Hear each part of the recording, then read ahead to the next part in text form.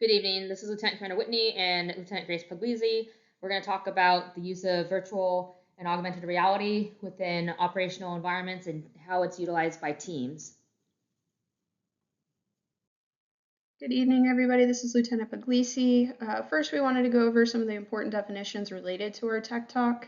The first one being virtual reality. This is a computer-generated simulation of a 3D environment that can be interacted with using certain adjuncts such as headsets or handheld joysticks, or even gloves and suits fitted with sensors. This can be used for medical, trauma, or surgical simulation training. The other will be augmented reality. These use virtual elements that overlay real-world physical environments, such as using AR glasses.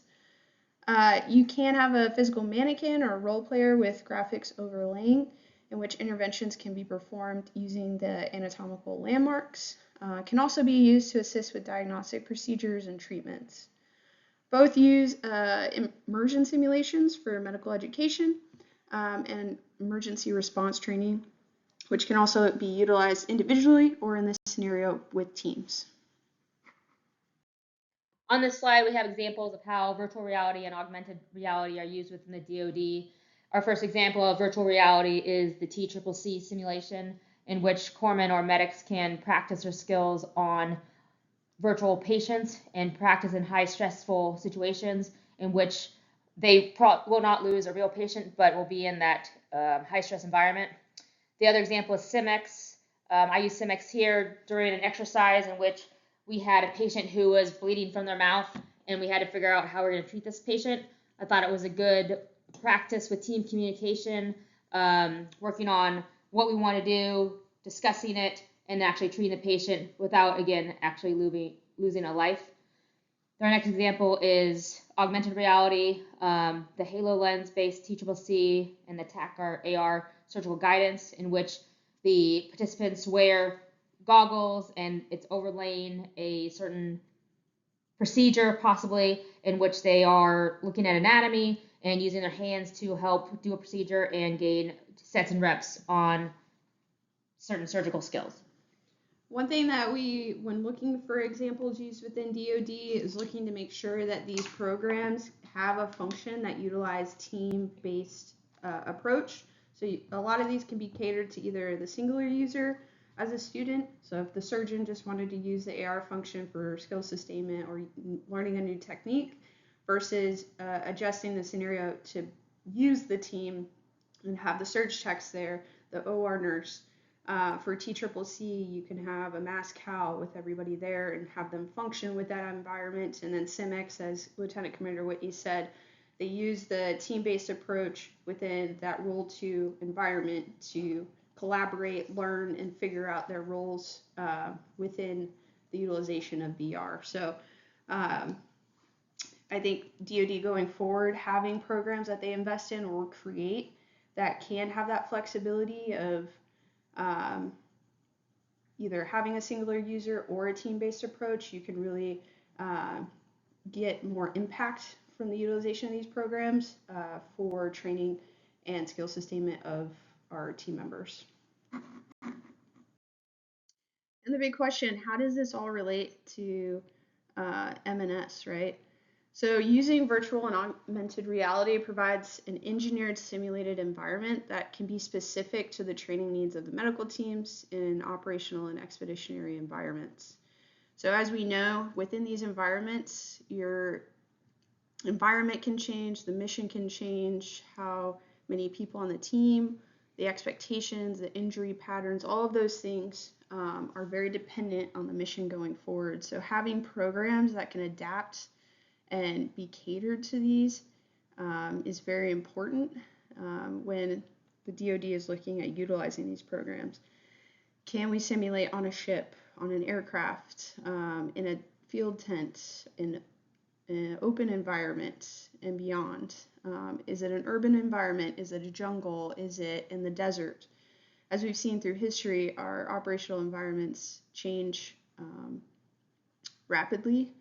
And so having programs that can train teams to visually see it through these mediums instead of maybe physically being there just adds to the toolbox to better prepare our teams for the future.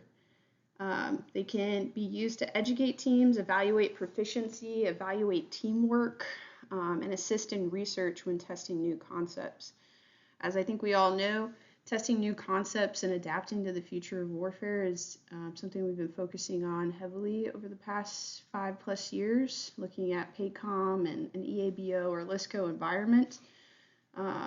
So getting out of that mindset of kind of the war in the Middle East and how everything historically happened there and projecting for the future, these simulations and programs within AR and VR would be a great tool to prepare our teams and test these new concepts to see what can work and how we can best function in these environments.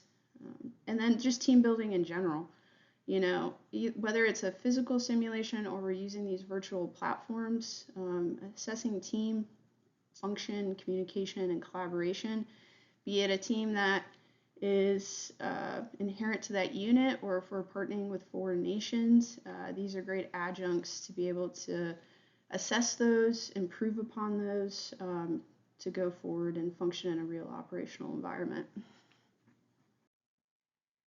So how is modeling and simulation incorporate AR and VR nowadays? It depends on where you are. I think not all commands have the available funds to support this type of technology.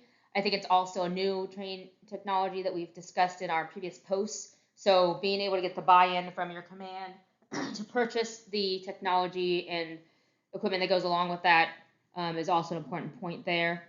One thing that we did do in my exercise is here in the third bullet about you can change your environments really easily. So we had an example of where we were out on the field and we treated a patient and then we brought them onto an aircraft, an MV-22, and we did continued treatment on the aircraft, and then they had us land in an STP tent in which we brought our patient into there to continue the echelons of care.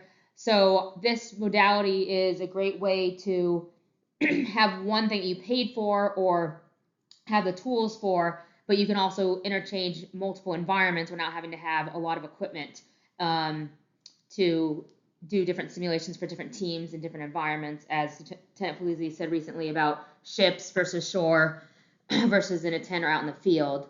So this is a great way to be able to change up scenarios and train people in multiple environments without having to actually move to those environments, get the equipment, find the aircraft, find the ship, and spend the money doing all of that. There's also a way that you can perform high-risk procedures in a controlled environment. Again, we talked about getting stressed out with maybe someone actively bleeding in front of you. What are you going to do? Your heart rate goes up, trying to figure out, do some critical thinking, working as a team. So this is a great way to get our sets and reps in before a real-life situation occurs. As everyone says, you don't get smarter in a code. Use your teammates. You've got your cards. You've got your other ancillary services that come by to help you out. So the overall goal with our SimCert and the model and simulation is decreasing medical errors, and this also allows us to increase our medical decision-making skills. Again, the cost and the footprint of training is decreased over time because we're able to utilize this in different situations and use the technology over and over again without having to buy new consumables. It's also a way that we can also do this in one location, not having to go from where we are in Camp Lejeune up to Norfolk to get on a ship or go to New River to get on an aircraft and do all these scenarios. So this is just another great way that we can utilize technology with one maybe big purchase, but then limiting the amount of having to add cost to training budgets along the way.